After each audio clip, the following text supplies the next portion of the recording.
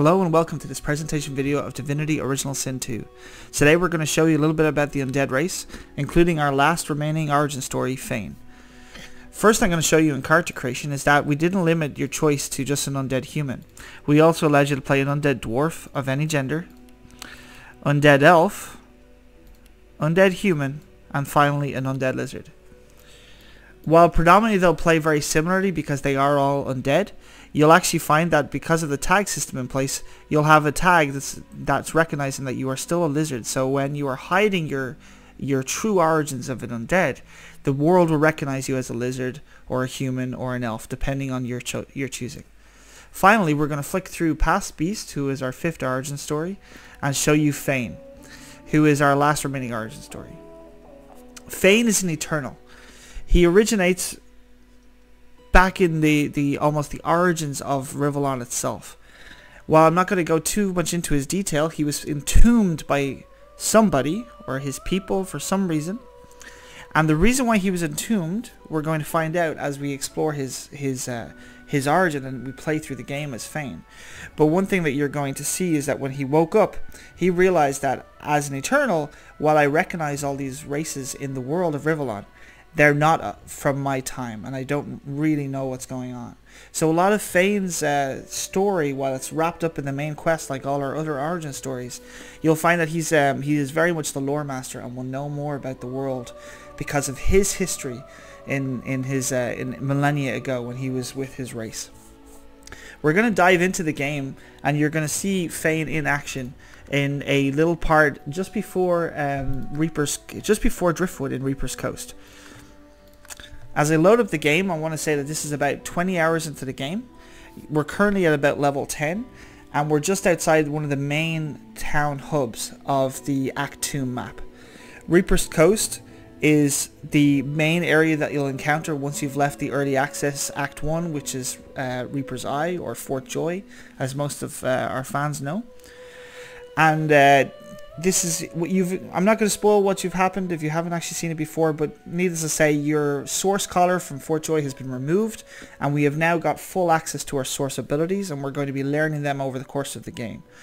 I'm going to show you some of those source abilities indeed, and I'm also going to show you what it's like to use the Shapeshifting Mask, which, if you recall from our Kickstarter nearly 2 years ago now, our Shapeshifting Mask was one of our stretch goals, and you're going to see that in action as well. First thing I want to show you is how Fane reacts to the world as an undead. Not only is it just Fane in this situation, but any undead will have some of the similar situations that we're going to find now. I'm going to go into my inventory and remove my mask, or in this case my hood. And you're going to see that I'm obviously now revealed as an undead in all my glory. In any situation, if I remove my helmet or my robes or my trousers, or if I ever expose a part of me being an undead in my skeletal form, the world will instantly react. Just like everything in Original Sin 2, everything as much as possible has been built on systems, on tags, and we want a very reactive world. In this case, they will definitely react to you as an undead. So I'm going to run up to this child here, and you're going to immediately see that he's terrified of me and will run away. In this case, I obviously don't want to be scaring kids too much. I'm going to put my hood back on, and you'll see that he's going to go back to normal. This is going to be true no matter what civilian or what NPC you encounter in the game, so I'd recommend that if you're going to wander into a town, unless you want to find yourself being attacked by most of the town's guards, I'd recommend you to keep your hood on. The second thing I want to explain about the Undead race, and the reason why it's quite an advanced class to play in Original Sin 2, is firstly, they don't get healed normally. If I use a healing potion, you'll see I take damage. Now that will include healing spells from my companions, or indeed even enemies if they cast healing spells on me. Instead, Fane will need to use poison to heal. Now that includes poison surfaces, or indeed poison potions, which I have here in my inventory. If I walk into the poison, you'll see I'm instantly getting healed rather than hurt. If I was to get the rest of my party, you'll know what happens, and you'll see the normal reaction to the poison. To help undead in this situation, in Act 1 you'll be able to buy an item called Zeke's Talon. If I find Zeke's Talon, I'll show you how it works. Here it is here in Fane's bag. If I combine this with any other healing potion, let's find one. and use my crafting system to do that, you're going to see that I immediately turn that healing potion into a poison potion, which will be very, very useful and help you, any sort of undead character, to find what they need in terms of healing items. The other thing to keep in mind is because of AI 2.0, the AI is actually smart enough to know that if they heal you, they'll hurt you. So make sure to keep your identity as secret as possible when you get into fights like that, or worst case scenario, make sure to stay away from the enemy healers and to take them out first. Due to some of the powerful healing spells in the game, if you had a full party of undead, you're going to find that some chain healing spells and whatnot will really wipe out your party very, very quickly. I'm going to get my party to join me now, and we're going to encounter this this scene of an ambush on the way to Driftwood. Unfortunately for us, we're obviously a little bit too late, but it is a fairly fresh scene. And firstly, you'll notice that immediately Beast is now voice acted. I'm going to talk to this lady here. You'll notice that, first of all, if you see this little sign here, it means that our voice acting hasn't got in. Original Sin 2 has been fully voiced, and it's only just recently been announced that's the case. So if you see a little red icon here, just simply means that we haven't got the voice bark in before we've released the game. Everything will be in once we release the game on September 14th. I'm going to talk to this lady here who happens to be a witness to this ambush scene, and you're going to immediately see one of the features that we've put into the game when it comes to origin stories and companions. I'm going to try and talk to this woman, but Beast is going to interject. She's very shook up and she's shaken from her fight, and she's definitely in shock. She's going to tell me to back off or she's going to kill me, and Beast steps forward. He's trying to act cool and keep her calm, and he's also trying to basically calm her down and tell her that we're not going to hurt her. At this point, I can step in because Beast is not actually my character. He's a companion. He is acting on his own regard in this situation. While there are times when I'll be able to use Beast in various situations, when it comes to dialogue and when it comes to specific origin stories or origin points in the story and the world like this, we'll have opportunities to watch what Beast does in third person. What I do now will impact my relationship with Beast and impact my relationship with Beast in the future. So I'm going to have to make sure that no matter what the situation, no matter who the companion is, that I act as I want to act and roleplay as I want to roleplay. But I have to remember that everything in Original Sin 2 has choice and consequence, and that includes how I treat Beast now. For the moment, I'm going to interject and tell Beast that actually he shouldn't be involved here and that he should back off. What is he trying to prove? Unfortunately for me, that has the opposite effect on the witness, and she's going to be shook up and be terrified of us as a group and start to run away. This is going to naturally piss off Beast a little bit, and he tells me that I don't know what I'm doing, and the girl is going to run off. This has impacted my relationship with Beast, and down the line, depending on how our relationship goes, it's going to impact what happens near the end of the game, and indeed during the middle of the game as well. So I'm going to immediately now show you the rest of the scene. This is a Magister Caravan, and as we were walking in and you saw the voice acting kick in from Beast, he would have said that he recognized this as a Magister Caravan. And what that means is, because we were all sorcerers and we got locked up and put away in Fort Joy, it would have been a caravan like this that would have transported us to the ship that brought us to Fort Joy. This is a known standard formation caravan that the Magisters would use while transporting sorcerers. In this situation, I really want to know what's happening here, and there's a few different ways I can do it. One of them is to talk to the witness, and unfortunately for me, I've already scared her away. The second thing I can do is actually use one of my abilities that was hidden from me because of the source collar of Fort Joy, and that's Spirit Vision. Spirit Vision, you recall, we actually advertised during the Kickstarter campaign, and now you can see it in all its glory in Act 2 of Original Sin 2. By using Spirit Vision around any sort of bodies in the game, you're going to notice that immediately there's spirits. So anytime you see a body, check out your Spirit Vision because there's probably some spirits in the area. That usually means that our graveyards have an extra layer of fun added onto them. You can see that these two spirits here are already still attacking each other. And one of the most common questions that we get, in fact, is actually, because we have talking animals in Original Sin, if we have the ability called Pet Pal, I'll go to my talents here, and you'll see I have Pet Pal, which allows me to talk to animals. One of the most common questions we get when people learn that there's spirits in the game, can I talk to animal spirits? And the answer is indeed yes. The bull flicks its ghostly tail at a non-existent fly. It registers your presence. So I'm going to skip through some of this dialogue here, but essentially the bull, in Original Sin and in Rivellon, bulls in general have a... I'm going to turn down the background volume just a little bit because it seems to be a little bit loud. Just so I'm not shouting over the noise or the music and the sound effects. So the spirit of the bull here is talking to me, and for anybody who knows Rivellon will know that our bulls in our universe can actually predict the future. Unfortunately for this bull, he's not very good at that. And so I'm going to ask the bull, listen, can you predict my future? He's going to say, well, you know, are you sure? I'm going to say, absolutely. Can you see my future? And he's going to tell me, am I sure? I'm going to say, absolutely, I want to know. He's going to take a long time to tell me, but he finally tells me I'm going to die. Now, unfortunately for me, that's not very useful. I'm going to say, well, when? Again, he takes a long time to tell me, and then he finally says soon. Maybe. Given this bull's accuracy in predicting the future, I'm not really necessarily going to take his word for it. However, I'm not also very happy with his method of delivery.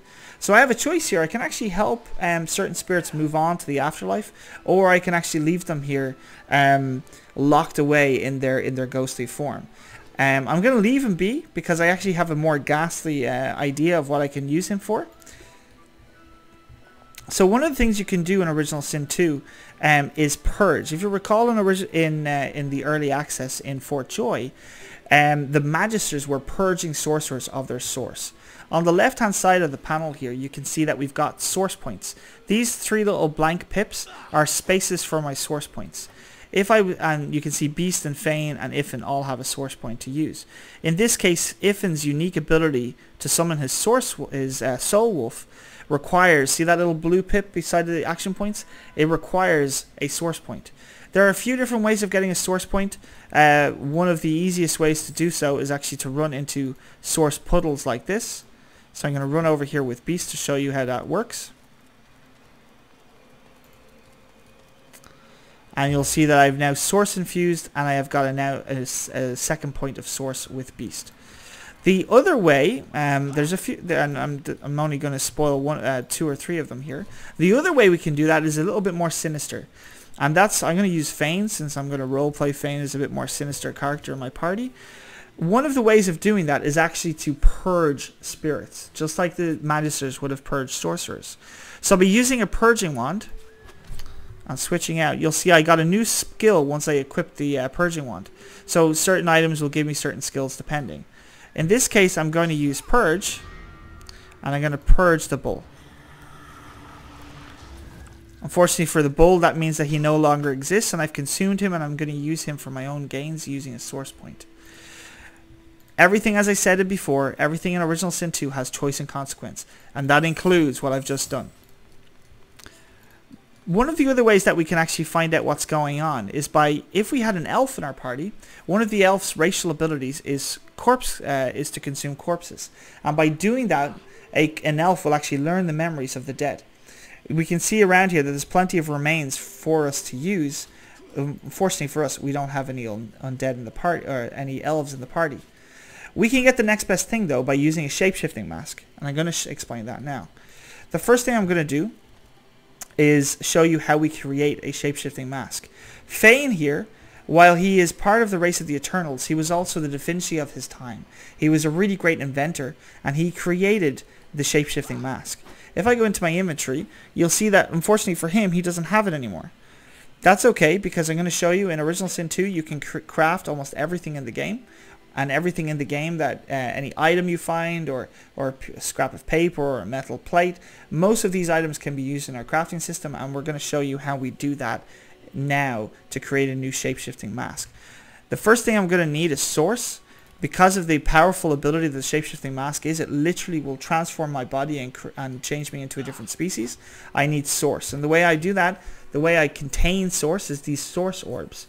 They effectively work like a potion for source and can be used in various ways, including crafting, or I can consume it to gain a source point, or I could use it like a rune and attach it to various items. Like if I attach it here, as you can see from the tooltip, if I attach it to a weapon, the weapon will get a venomous aura. If I attach it to armor, it'll get the mass cleanse wounds ability. If I craft with it, however, I can actually create some interesting things, and we're going to do that now by combining it with something. Now, what do you think I need for a mask, though? I'm going to need a face, right? Well, in our game, you can actually get a face, and you get faces from fresh bodies. In this case, I'm going to create a dwarven mask, because unfortunately for me, there's no elves in the area. By taking the face off this dwarf, I can actually use it to craft a shapeshifting mask, and we do that by using a tool called a face ripper. Unfortunately, folks, it does exactly what it says on the tin, and it's going to rip the face off this dead dwarf. So by using the face ripper, you'll now see that I have a freshly ripped off face of a dwarven face. I'm going to go and combine that with the source orb, and you're going to see we're going to create a brand new mask of the shapeshifter. In this case, it's literally just one that turns us into a dwarf. If we were going to be able to combine this with multiple faces, you'll be able to get a mask that is much more like Fane's. Now, because this is a presentation, I have one that I actually... we retrieved Fane's mask of the shapeshifter himself, and as you can see, he has a mask that already combines into the 4 races. I'm going to put that on, and you're going to see him change into the various races now. So, he's got the mask of the shapeshifter on, and he's got the new abilities down below. I'm going to turn into an elf, because that's what I wanted to use.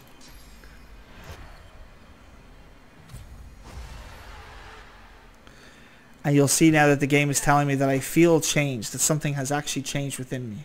Everything about me has changed, and I've turned into a very handsome elf indeed. If I was to go into my inventory and just quickly hide my mask, you'll see that everything about me has changed. And most of the world indeed will recognize this as an elf now. So if I go into a dialogue with an NPC or another elf or somebody who maybe is racist against elves, they'll recognize me as an elf and talk to me as such.